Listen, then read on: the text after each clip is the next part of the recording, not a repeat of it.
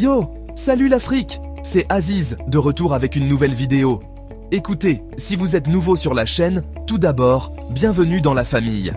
On est là pour mettre en lumière la prochaine génération d'Africains qui changent la donne, les entrepreneurs, les innovateurs, ceux qui révolutionnent le monde. Vous voyez ce que je veux dire?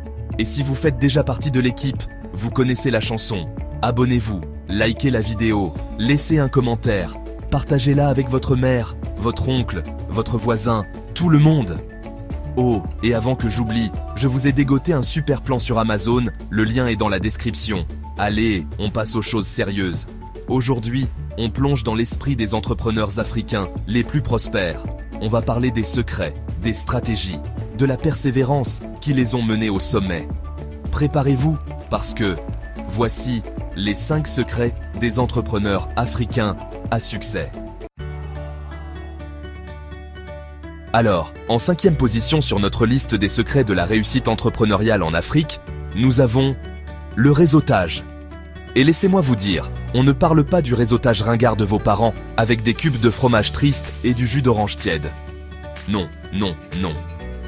On est en Afrique, mes amis.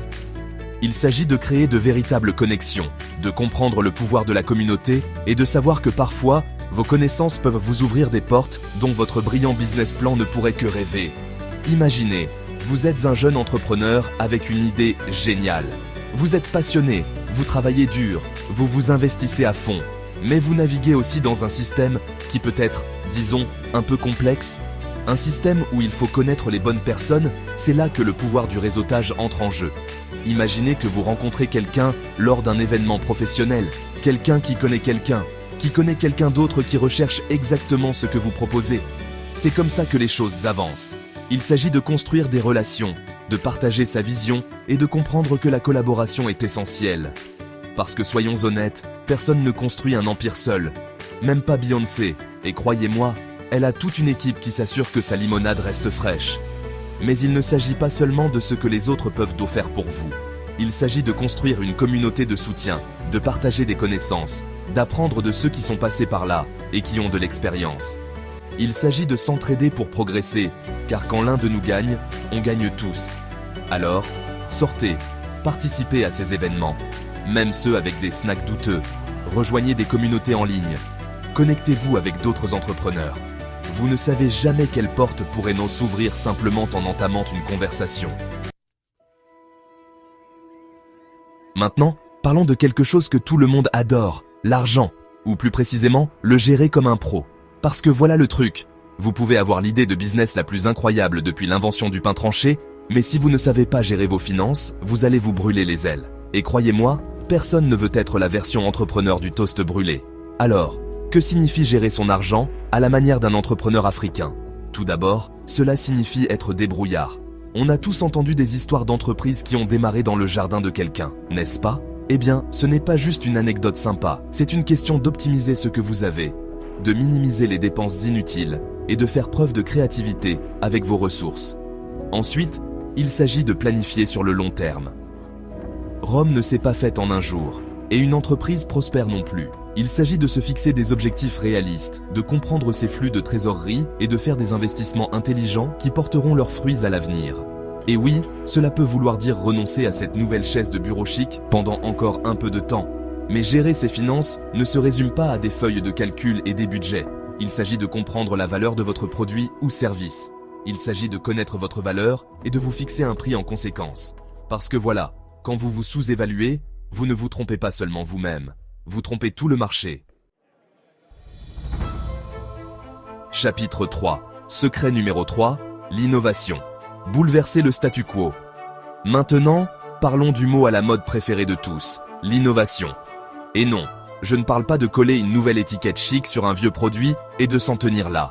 Je parle d'une véritable innovation révolutionnaire, qui résout des problèmes, crée des opportunités et laisse sa marque sur le monde. Parce que soyons honnêtes, l'Afrique a un don pour l'innovation. C'est dans notre ADN. Pensez-y, nous avons des solutions de paiement mobile qui sont à des années-lumière du reste du monde, des projets d'énergie renouvelable qui surgissent de plus vite que vous ne pouvez dire énergie solaire, et des jeunes qui créent des applications et des plateformes qui changent la donne dans tous les secteurs imaginables. Pourquoi ? Parce que nous comprenons que l'innovation ne consiste pas seulement à créer quelque chose de nouveau, mais à trouver des solutions qui fonctionnent pour notre contexte, nos défis et nos aspirations. Il s'agit de regarder un problème et de se dire « Vous savez quoi ? On peut faire mieux ».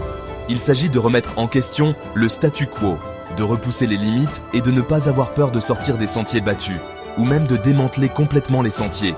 Parce que voilà le truc avec l'innovation, ce n'est pas seulement le produit final qui compte, c'est le voyage, le processus, l'itération et l'amélioration constante. Chapitre 4. Secret numéro 2. La résilience, rebondir. Après chaque épreuve. Soyons honnêtes, l'aventure entrepreneuriale n'est pas pour les âmes sensibles. C'est des montagnes russes d'émotions, des hauts et des bas, des triomphes et des revers, des moments où vous êtes au sommet du monde et des moments où vous remettez tout en question. Mais vous savez ce qui distingue les entrepreneurs qui réussissent des autres ? La résilience. Cette croyance inébranlable en vous-même et en votre vision, même lorsque les choses se corsent. Parce que laissez-moi vous dire, en Afrique, on s'y connaît en matière de résilience. Nous avons connu des défis, nous avons fait face à des obstacles, nous avons surmonté des épreuves qui feraient de transpirer même le PDG le plus endurci. Mais vous savez quoi ? On se relève, on s'adapte, on trouve un moyen, parce que c'est ce qu'on fait. La résilience, c'est se relever après un revers, se dépoussiérer et se dire « Bon, qu'est-ce que j'ai appris de ça ? Comment puis-je faire mieux la prochaine fois ?» Il s'agit de comprendre que l'échec n'est pas le contraire du succès, c'est un tremplin sur le chemin du succès. Et soyons réalistes, il n'y a pas de meilleur professeur que l'échec. C'est dans ces moments de « mais qu'est-ce qui vient de se passer ?» que nous apprenons les leçons les plus précieuses sur nous-mêmes, sur nos entreprises, sur ce dont nous sommes vraiment capables. Alors, acceptez les défis, apprenez des revers et rappelez-vous, la seule façon d'échouer vraiment est d'abandonner. Chapitre 5. Secret numéro 1. La vision à long terme, le regard fixé sur l'horizon. Et enfin, le secret numéro 1 de la réussite entrepreneuriale en Afrique, le fondement sur lequel tout le reste repose, la vision. Et je ne parle pas d'une idée vague de ce que vous voulez réaliser un jour. Je parle d'une vision claire et précise de l'avenir que vous créez. Une vision si puissante qu'elle vous tire vers l'avant même lorsque vous êtes fatigué, même lorsque vous doutez, même lorsque vous êtes confronté à ces moments inévitables de « Est-ce que ça en vaut vraiment la peine ?» Alerte spoiler, oui. Parce que voilà, votre vision est votre étoile polaire, c'est ce qui vous guide, ce qui vous inspire, ce qui vous permet de continuer lorsque les choses se corsent. C'est plus que gagner de l'argent, c'est avoir un impact, laisser un héritage, créer quelque chose qui vous survivra, qui changera des vies, qui laissera une marque dans l'univers. Pensez aux grands leaders africains, aux visionnaires, aux acteurs du changement. Ils avaient une vision d'un avenir meilleur, d'un monde plus juste, d'un continent plus prospère. Et ils ne se sont pas contentés de la rêver. Ils l'ont vécue, ils l'ont respirée, ils se sont battus pour elle chaque jour. Et c'est ce que je vous demande de faire. Rêvez grand. Pensez à long terme. Quel genre de monde voulez-vous créer ? Quel impact voulez-vous avoir ? Et ensuite, allez-y et faites-le. Parce que le monde a besoin de votre vision. L'Afrique a besoin de votre vision. Et croyez-moi, l'avenir attend que vous preniez votre place. Voilà les amis, les 5 secrets des entrepreneurs africains qui réussissent. Nous avons parlé du pouvoir du réseautage, de l'importance de la gestion financière, du besoin d'innovation, de l'importance de la résilience et de la nécessité absolue d'une vision forte. N'oubliez pas que créer une entreprise prospère, c'est un marathon, pas un sprint. Cela prend du temps, cela demande du dévouement, cela demande beaucoup de travail. Mais croyez-moi, les récompenses valent bien l'effort. Et pendant que vous construisez votre empire, n'oubliez pas de vous faire plaisir avec quelque chose de sympa sur Amazon. Le lien est dans la description.